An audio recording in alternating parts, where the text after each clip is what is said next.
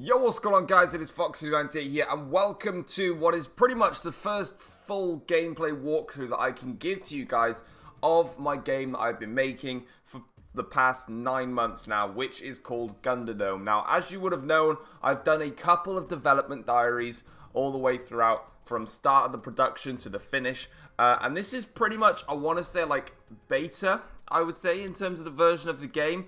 It is really close to releasing. There's just 1 or 2 bugs that we still need to fix. And also we just want to clear out a little bit more things, make things a little bit more easier to read, etc. So that is what we're going to be doing today and going through a bit. And obviously you can see like there's some bits that we need to like merge over together. And that's kind of what we are like planning on doing. But anyway, this is pretty much the game. Now, first of all, I'm going to explain to you guys a little bit about the game. I'm pretty sure there's some people that don't even know what on earth this game is and how it works, etc. Some of you would have known from the start, and some of you would have known everything about it. But obviously I'm going to explain it to you now. So, what is this? So, as you can see by the gameplay that's in the background, and I will be showing the full gameplay with like all the sound and everything, so you don't have to like listen to me talking over it, because I'm pretty sure you guys just want to have a listen to the game itself. So Gunderdome is a first-person survival shooter that is set in the sci-fi era. Now, obviously, we wanted to set it in the sci-fi era for that futuristic look and just give it that little bit of a crazy, cool feel. And with the sci-fi era, it just really allows you to go and completely... I jump off the map, my bad. That's a tip, guys. Don't jump off the map. And as you can see, this is how you restart up a recording part. Just straight away afterwards, you do that. But yeah, that's don't jump off the map. We do actually have a kill zone in there now, so that's something. But yeah, so with the sci-fi era for us, it just allowed us to be really cool and really creative with what we were doing. As you can see, obviously, the purpose of the game is, as you can see in the top of your screens, there's a score bar, and also down on the bottom left there is a kills bar. And the aim of that is to just basically try and get the highest score possible, and also try and get the most amount of kills possible. And there's obviously a leaderboard at the end in which you can pop in your score, and you can put on the official leaderboard. But like I said, there's still a few things to change, and as you can see, there you can see where you can enter your name, and there's obviously where I've been killed. So you can see how long you played for in that game, how much you did, and so forth. And obviously, as you can see now, there is your score on the kills on the scoreboard. So it's kind of like self-explanatory, really. And that's how it works. But yeah, that's pretty much like a base overview of the game. Like, you don't really need to explain these ones too much. You can see that you're facing lots of different bull enemies. Again, it's arcadey. There's no like random people going around and stuff. And you can already see it has that full arcadey feel to what is a futuristic style game. Now, within the game itself, what do you have? So, each player, when they spawn in with a base health of 150. They've got 100 normal health, and they've got 50 armor. Now, as you can see, this is me just trying to fight my way on through.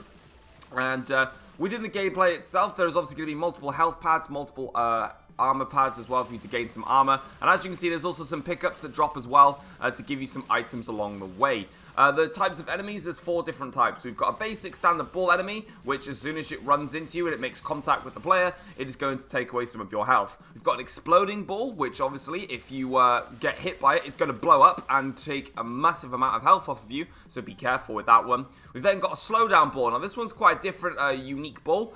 Basically, as I bounce over everyone there and die, that bull is going to, basically, as soon as it makes contact with you, it's going to slow you down, and you obviously are going to be slower than the rest of the AIs. And then obviously as well, we've then got a turret bull, which you would have seen. So it's basically shooting turrets at you as I dance around there, having a great time with things and going it from there.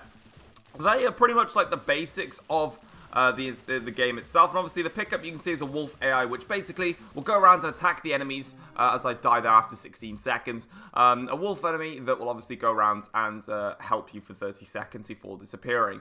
We've got 2 maps at the moment. So the first one that you saw, which was called Oblivion, is a very simple map that was made by my university colleague partner. That wasn't created by myself, but obviously, yeah, he was the one that created that one. It was a very simple map. It was just literally a circular map. 2 levels, of course, or 2 layers, in which only the top layers where the AIs can spawn in from. Nice, plenty of room about. And this is my map that I created. This is called Hangar 87. This is what I called it, as I get instantly battered off the start there. And you can see that my one is a lot more complex, a lot more difficult. So once you've really, like, sort of got the basics of playing through the first level, this is when you can really upgrade yourself to my level, which is Hangar 87. 7, which of course is very much like very high paced, very much like where you sort of have to keep shooting towards the enemies to come back at you. And also we've got a variety of different weapons, so I'll kind of just basically touch over them. So we've got this one that you can see on your screens right now, which is the rapid fire minigun, which if you cheekily look in the top left hand corner, you can see is called FD98. I don't know why it's called that. I thought it was like a good name for a gun, you know, or it's definitely not an Easter egg at all. We've got the crossfire, which is another light machine gun. Then we've got the pulse rifle. That is an assault rifle. The Cap 94 on your screens right now, fully automatic rapid fire pistol. We've got a semi-automatic rifle as well, which is called the SAR-21. They've then got a semi-automatic sniper, and there's one of the armor pants, which is called the XVR Shadow. And I think there's obviously the rocket launcher and the standard pistol, which is called the Zap pistol. And then the final one is obviously the sniper, the main heavy sniper rifle, which is called Outrider. And I believe they are all of the other ones. You can see all the enemies there waiting for me as I drop back down, and I'm absolutely terrified right now. But anyway, guys, that's kind of all I really need to explain for this. I'm going to be providing some more information really soon with regards to information about when this game is going to launch. We do want to, well, I haven't really spoken fully about the launch stuff yet, but this game would be awesome for us to launch onto Steam, and that's what we're probably going to do. In terms of like Xbox and PlayStation, that's still something that this game would need to develop a little bit more for it to go onto there. In terms of price ranges, like probably £5 or £5 is maximum that we would charge for this. There's no in-game like content, DLC, and all that crap at the moment. There's not going to be anything like that.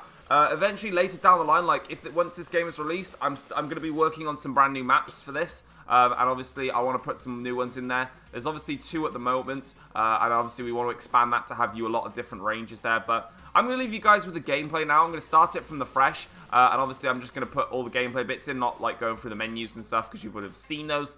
But yeah, hopefully you guys have enjoyed the video. Let me know what you think of the game itself. I really want to hear some feedback from you guys. And to anyone that watched this, because obviously it's not F1, so I don't expect everybody to really go ahead and watch this. Thank you very much for doing so. If you do enjoy the video, feel free to like and subscribe, and give me some more information on the game itself, what you want to see in it. Don't try and be realistic, because, you know, we're, you know, only a member of 2 building this. But, yeah, thank you very much for watching, and I will now leave you guys with the whole of the gameplay stuff. So, yeah, peace.